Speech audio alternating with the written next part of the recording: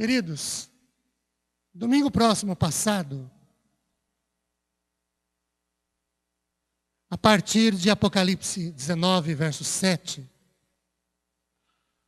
falamos sobre por que Deus trata a igreja como a noiva de Cristo, tendo como ponto de partida 4 ou 5 linhas de um livro que fiz a leitura, intitulado Caçadores de Deus, do pastor Tom Tern. E propus 2 respostas. A primeira, porque no noivado se vivencia compromisso, comprometimento, isso sério, duradouro, e não apenas uma aventura, uma única ocasião. E, como exemplo, nós citamos a prática do ficar.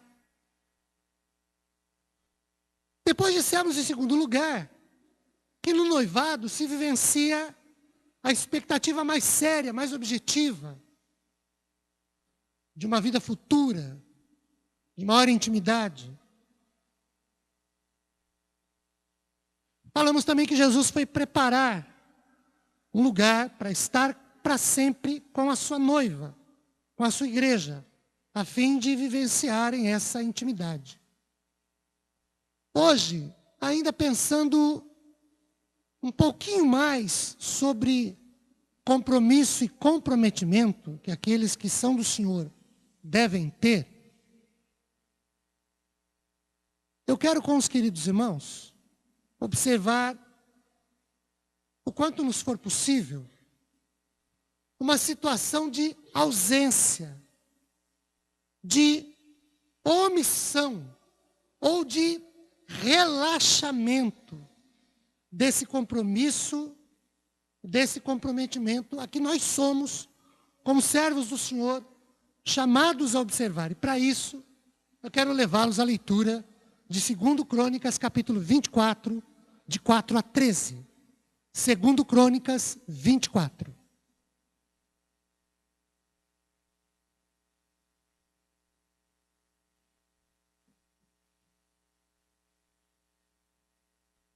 Vou pedir que você acompanhe a leitura que farei. Depois disto, resolveu Joás restaurar a casa do Senhor. Reuniu os sacerdotes e os levitas e lhes disse: saí pelas cidades de Judá e levantai dinheiro de todo Israel para restaurares a casa do vosso Deus, de ano em ano. E vós, apressai-vos nisso. Porém, os levitas não se apressaram. Mandou o rei chamar a Joiada, o chefe, e lhe perguntou: por que não requerestes dos levitas que trouxessem de Judá e de Jerusalém o imposto que Moisés, servo do Senhor, pôs sobre a congregação de Israel para a tenda do tabernáculo? Porque a perversa Atalaia e seus filhos arruinaram a casa de Deus e usaram todas as coisas sagradas da casa do Senhor nos serviços de Baalins. Deu ordem o rei e fizeram um cofre e puseram do lado de fora à porta da casa do Senhor. Publicou-se em Judá e em Jerusalém que trouxessem ao Senhor o imposto de Moisés, servo de Deus, havia posto sobre Israel no deserto. Então, todos os príncipes e todo o povo se alegraram, trouxeram o imposto e o lançaram no cofre até acabar a obra. Quando o cofre era levado por intermédio dos levitas a uma comissão real, vendo-se que havia muito dinheiro, vinha o escrivão do rei e o comissário do sumo sacerdote, esvaziavam-no, tomavam-no e o levavam de novo ao seu lugar. Assim faziam dia após dia e ajuntaram dinheiro em abundância, o qual o rei e Joiada davam aos que dirigiam a obra e tinham a seu cargo a casa do Senhor. Contrataram pedreiros e carpinteiros para restaurarem a casa do Senhor, como também os que trabalhavam em ferro e em bronze para repararem a casa do Senhor. Os que tinham encargo da obra trabalhavam e a reparação tinha bom êxito com eles. Restauraram a casa de Deus no seu próprio estado e a consolidaram. Queridos, o que é que a gente tem aqui? Nós temos Joás, que foi elevado ao trono de Judá, conforme o versículo 1, que não foi lido, mas está aí para os irmãos conferirem, aos 7 anos de idade. Ele foi ciceronado ou cuidado, protegido, acompanhado, aconselhado, tendo como aio o sumo sacerdote Joiada, de acordo com o verso de número 2. Em segundo lugar, nós temos que durante todos os dias de vida desse sumo sacerdote Joiada, o rei, ainda nos caminhos do Senhor, sendo-lhe fiel e obediente, de acordo com o verso 2. Terceiro, nós temos que, dentre os feitos e realizações obedientes do rei Joás ao Senhor Deus, de acordo com o verso 4, a sua decisão, a sua resolução em restaurar a casa do Senhor, que a sua avó, de nome Atália, segundo Crônicas 22, que ocupou o cargo de rainha, o trono, por um certo tempo, ela se utilizou de todas as coisas consagradas ao Senhor para que servissem à idolatria. 22, 7 e 24, que nós lemos, também diz isso. Após a morte de Acasias, pai do rei Joás, segundo Crônicas 22, 10, filho de Atália, ela, já no poder, destruiu toda a descendência real. O que significa dizer que ela matou seus próprios netos. Só Joás escapou porque foi escondido numa das câmaras do templo. Era comum, quando houvesse um golpe, ou quando havia um golpe dado por um militar ou por uma outra autoridade no rei, que todos os filhos do rei, daquele rei, e os seus parentes mais próximos eram mortos, para que não corresse o perigo de, ao que esses filhos crescessem, quando eles crescessem, pudessem de alguma maneira requerer para si o direito ao trono, que lhes era devido. Então o golpista ia lá e matava a todos. Nesse caso, o golpista foi a avó de Joás, Atália. 4, nós temos que Joás, instruído pelo sacerdote, aos 7 anos, segundo Crônicas 24, ele reinou sobre Judá durante 40 anos. 5, mais ou menos, aos 16 anos, o rei Joás ordenou que a casa de Deus, que a sua avó deixou em ruínas, fosse restaurada, fosse reformada, fosse reparada. Versículos 4 e 5 do capítulo 24 que lemos. Queridos, olhando um pouquinho mais para trás, no capítulo 12 de 2 Crônicas, de 2 Reis, no verso 6, quando Joás tinha mais ou menos 23 anos, ou 15 anos de reinado, depois de 8 anos ele ter ordenado que a casa de Deus fosse restaurada, ele se deparou com um fato. Ele ordenou, ele mandou, mas nada fora feito até então. Tudo, ao longo de mais ou menos 8 anos, continuava na mesmíssima situação, do mesmo jeito. O rei ordenou, mas a sua ordem não foi cumprida. porque a casa de Deus continuava abandonada, suja, cheia de idolatria, como nos dias de Atália, sua avó. As coisas consagradas ao Senhor, dedicadas ao serviço de Deus, e que deveriam honrar e glorificar o Senhor, não eram usadas para isso. Elas estavam abandonadas. Como abandonada estava a casa do Senhor, ainda que o rei dera ordem para restaurá-la. E uma pergunta que é óbvia e absolutamente pertinente é: por quê? Por que durante mais ou menos 8 anos, após a ordem do rei para se restaurar a casa do Senhor, nada fora feito? Por quê? Tudo continuava como se nada houvera sido ordenado. Segundo Crônicas 24, verso 5, responde. Mais ou menos com 23 anos de idade, 15 de reinado, 8 depois que o rei deu ordem para restaurar a casa do Senhor, nada se fez, nada se realizou, nada se reparou. E nada aconteceu simplesmente porque os levitas não se apresentaram para fazer o serviço. Nada aconteceu porque os levitas não se apresentaram para realizar a tarefa, para assumirem as suas responsabilidades. O rei deu ordem? Sim, ele deu ordem.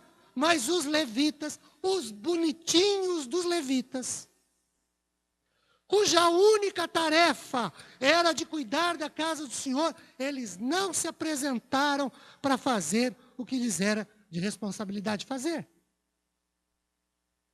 Deus consagrou, Ele separou, Ele elegeu os levitas para que o servissem.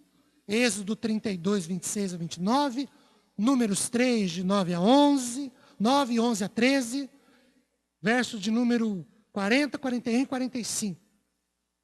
Os levitas não podiam ter terras em Israel.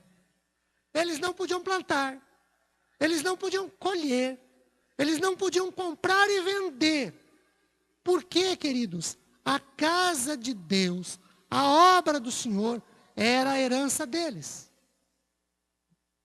Eles tinham como responsabilidade cuidar da obra do Senhor. Os levitas eram sustentados a partir das ofertas e dízimos trazidos ao templo para sacrifício, e Deus era a herança deles.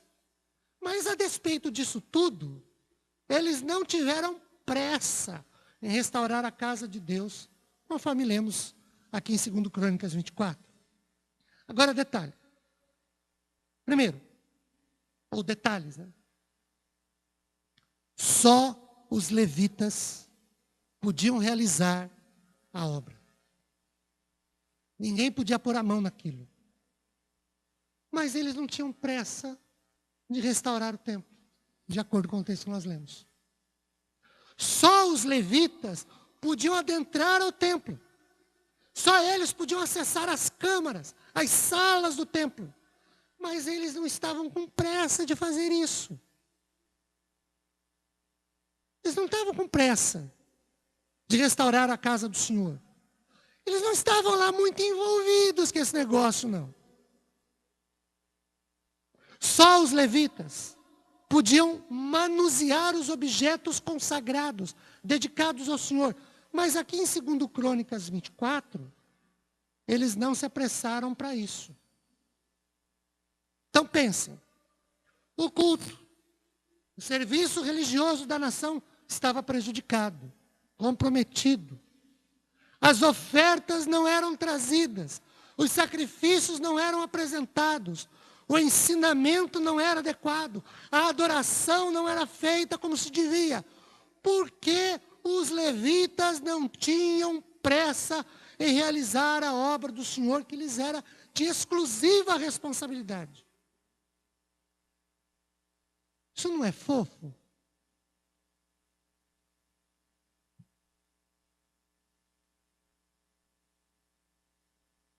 eu entendo que isso é dar um tiro no pé.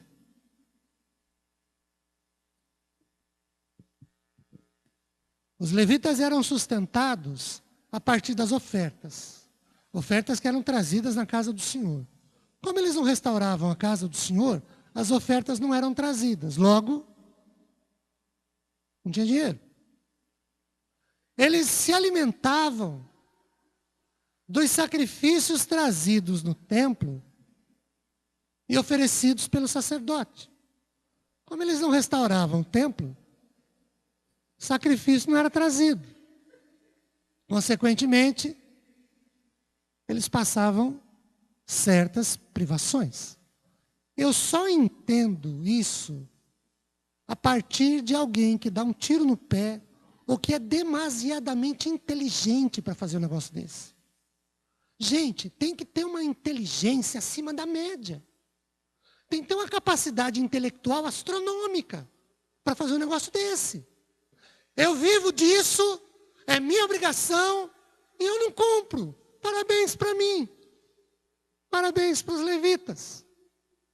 A obra do Senhor, um caos, porque quem tinha que realizar não realizava, quem tinha que fazer não fazia, quem tinha que se apresentar não se apresentava, quem tinha que pôr a mão na massa não punha. O rei mandou, o verso 5 diz que o dinheiro foi levantado, havia recursos, mas durante mais ou menos 8 anos, nada de se reparar, nada de se reformar, nada de se restaurar foi feito.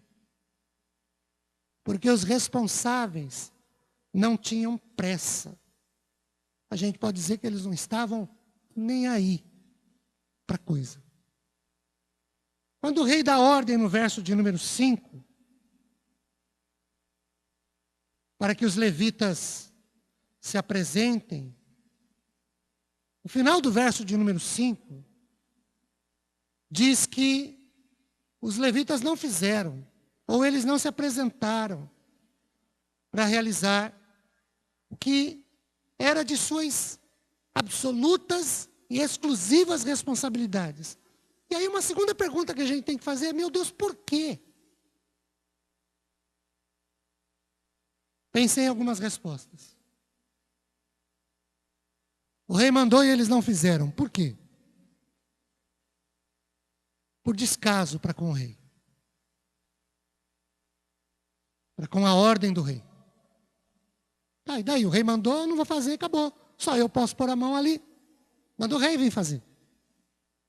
E como o rei não podia, não podia. Segundo, por comodismo. Vamos pensar, ó. Quanto menos pressa para fazer, menos trabalho para fazer. Concorda?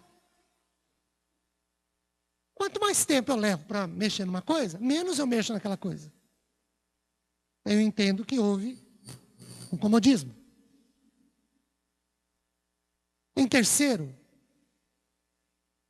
talvez você possa pensar assim, pastor, queria propor uma resposta para o senhor também. Eu acho que foi por desrespeito ao povo, que saía das suas casas, viajava para ofertar, para dizimar, para apresentar sacrifício. Eu concordo. Mas eu queria pensar no que está por trás desse desrespeito ao povo. Queria pensar também numa outra ideia, que eu entendo que está por trás do descaso à ordem do rei. E pensar ainda numa outra resposta que estaria por detrás do comodismo.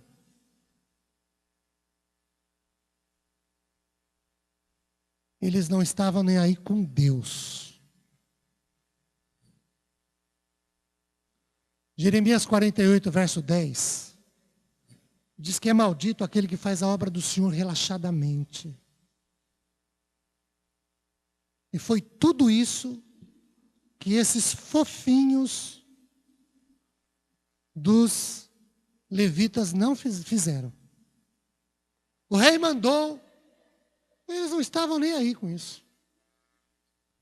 O povo sacrificava, ofertava, dizimava, Mas esses serviços no templo eram precários. E os levitas não estavam nem aí. Durante 8 anos e meio, eles não deram a mínima para isso. A casa do Senhor precisava de reparos, de reforma, de restauração. Mas os levitas não tinham pressa para isso. Porque, no fundo, eles não estavam nem aí para isso. Por quê? Porque o descaso comodismo, o desrespeito, o descomprometimento, a falta de envolvimento, no fundo, era para com Deus.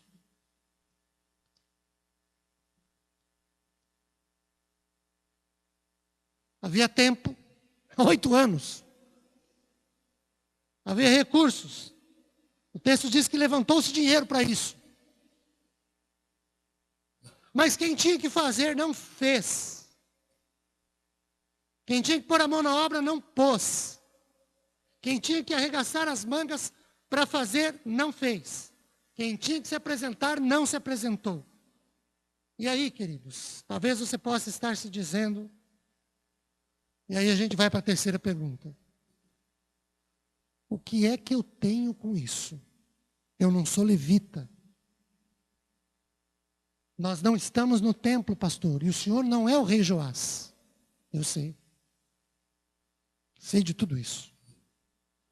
Mas eu penso que Deus nos chamou para a obra. Porque o vizinho, esse aqui não vai fazer mesmo, né? Porque o vizinho jamais fará o que nós temos que fazer. O doutor fulano também não fará. Aquele astro, artista, o famoso, menos ainda. Eu entendo que a responsabilidade é nossa. Porque Deus nos chamou para o servir.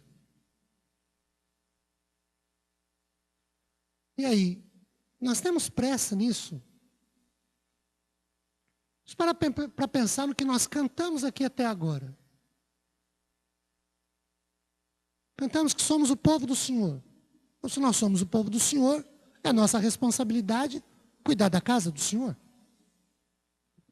Cantamos para Deus ressuscitar os nossos sonhos, transformar as nossas vidas. Nada disso se aplica à obra dele. Nós não temos sonho nenhum em melhorar as coisas na casa de Deus. Falamos sobre o quanto Deus nos ama. Pedimos no cântico para que Deus nos chamasse para fora, que estávamos atados, como Lázaro. E aí Ele nos chama para fora para a gente fazer o quê? A obra não foi realizada porque os levitas não tinham pressa em fazer. Eles não estavam nem aí. Queridos, o quanto disso nos diz respeito? Eu entendo que tudo isso nos diz respeito. Porque nós somos hoje os servos do Senhor, que têm a responsabilidade de se envolver com a obra, de se envolver com a igreja do Senhor e de fazer as coisas acontecerem. Quando a gente põe os avisos para rodar aqui, a gente diz num deles que para que as coisas aconteçam, a gente precisa de gente para fazer acontecer. Às vezes nós apontamos os dedos. Falta isso. Não se faz aquilo. Aquilo também não se mexe. Espera aí. Quem não fez? Quem não mexeu? Quem não pôs a mão? Somos nós. Quero levá-los à oração sobre isso. Eu queria que você pensasse exatamente sobre esse fato. A obra lá não se realizava porque quem tinha que fazer não fez. Nós temos feito o que é a nossa parte, nossa responsabilidade, nosso compromisso. Vamos orar? Senhor Deus, o Senhor nos tem chamado. tem nos dado dons, talentos, habilidades, capacitações, saúde, certos recursos. Tem um bocado de coisa que precisa ser feito na tua casa. Tudo bem que nós não estamos nos tempos de Atalha. A igreja não está um caos como estava lá. Porém, tem muita coisa que precisa ser feita. E às vezes, como servos do Senhor, nós nos comportamos como os levitas. Nos acomodamos, não nos envolvemos, não nos comprometemos e deixamos as coisas irem, passarem. O tempo, por exemplo. Lá foram 8 anos, Senhor. Durante 8 anos, os levitas não fizeram absolutamente nada. A despeito de dependerem do templo. A despeito de receberem uma ordem do rei. O Senhor é o nosso rei. Somos teus súditos. O Senhor nos chamou para te servir. Que a nossa disposição a partir desta noite seja essa. De te servir. Te honrar e te glorificar com aquilo que o Senhor nos tem dado. Oramos para que isso aconteça de maneira bem objetiva e próspera nas nossas vidas. No nome de Jesus. Amém.